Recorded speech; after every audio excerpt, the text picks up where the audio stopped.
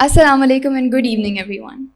I am a 20-year-old girl from Lahore who has been deeply in love with sport climbing for 12 years now.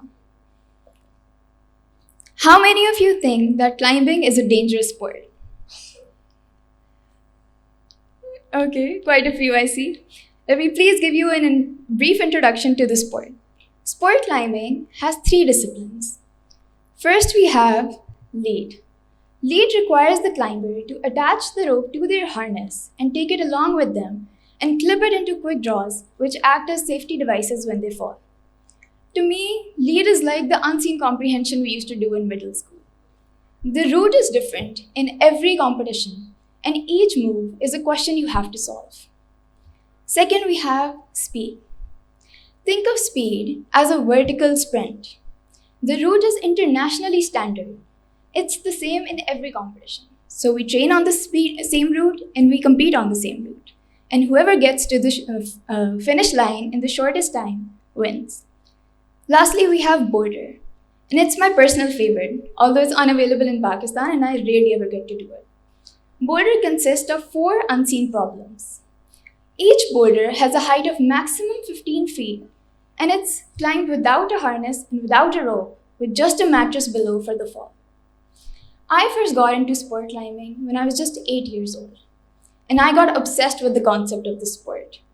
Most other sports, like basketball or badminton or squash, require you to make use of a weakness in your opponent. But climbing is all about your own strengths. And as an introvert, this was the perfect sport for me. I could close my ears to the audience, face the wall, and do my own thing. So as I got more and more into climbing, balancing my academics along with sports became a huge challenge for me.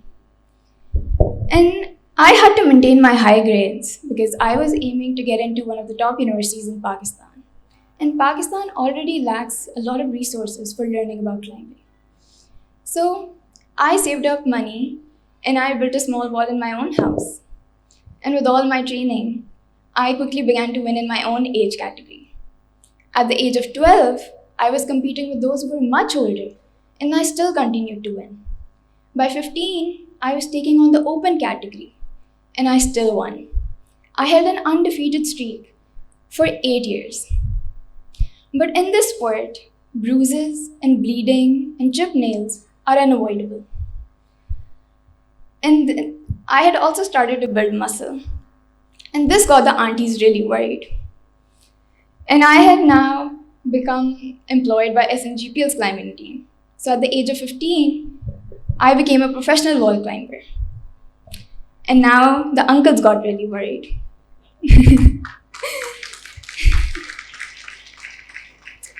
They were worried, how will she train with boys? How will she travel with her male teammates? And most of their concerns were valid. There was no female coach, and there were no female toilets near the wall. And at training, I was usually the only girl with a dozen of boys. It was a very male-centered and male-dominated atmosphere. And this discouraged many of my female fellow climbers, and they left the sport. But then why did I stay? Because I was lucky to have a very supportive family, and I had found some kind and passionate climbers who were eager to share their knowledge with me. So I have continued to climb for 12 years, not just because it's my own passion, but because I have a responsibility to future climbers. I feel protective of them even without ever meeting them. I never want another 8-year-old girl to wonder why so many people are trying to pull her down. I never want her to face the criticism or politics or misogyny that I had to endure. A little fun fact about me, I climb everything that I see. And let me give you some examples. Trees, buildings, basketball poles, even rocks. And this little habit of mine has become the biggest stress for my nano. Now please allow me to share some of the lessons I've learned along my journey. Why did I start jumping categories?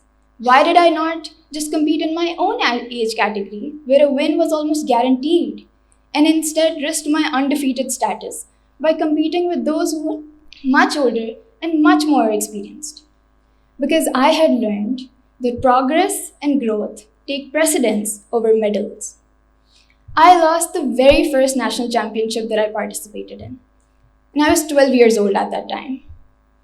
The competition was on the speed route for the first time in Pakistan. And I had never been allowed to train on the speed route by my coaches because I was told that I am too small.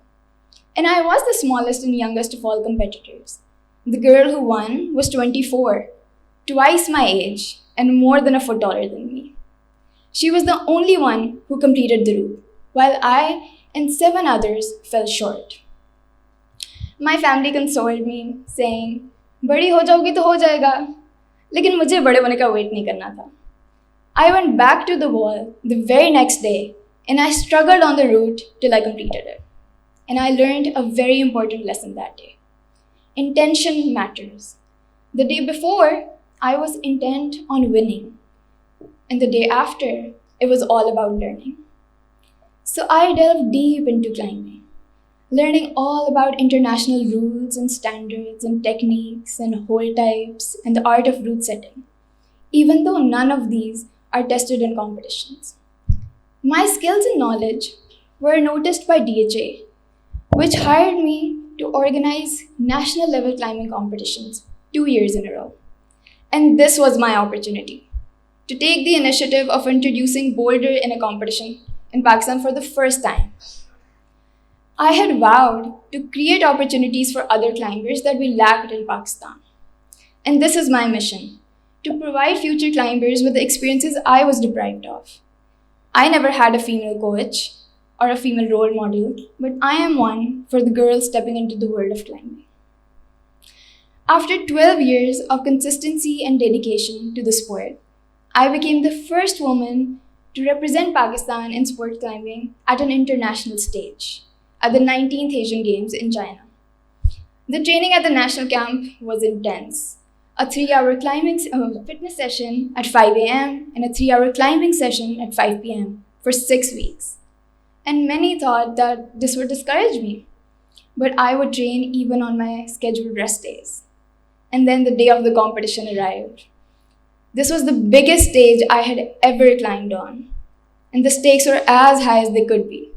And I lost. I failed to qualify by 0.2 seconds. And even after having my 8-year-long win streak broken, I stand before you happier than ever because these last couple of months have strengthened my belief that winning is just a side quest. The true goal of every athlete and every human really is to strive to be a better version of themselves. And that is my core message to you today.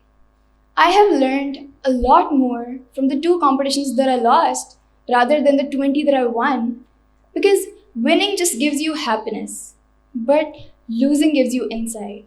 It drives you to analyze your performance and improve yourself. So in conclusion, my journey isn't just about climbing walls.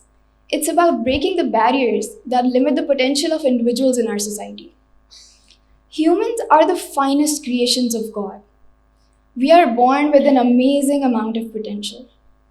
So recognize your potential and don't let the society dim your light. And as you pursue your own passions and dreams, remember to focus on learning, share your knowledge, and become a beacon of inspiration for those who come after you. My message to you today is very, very simple. Greatness isn't always mired in medals. It's mired in the impact we have on others and the legacy we leave behind. Thank you, and Allah Hafiz.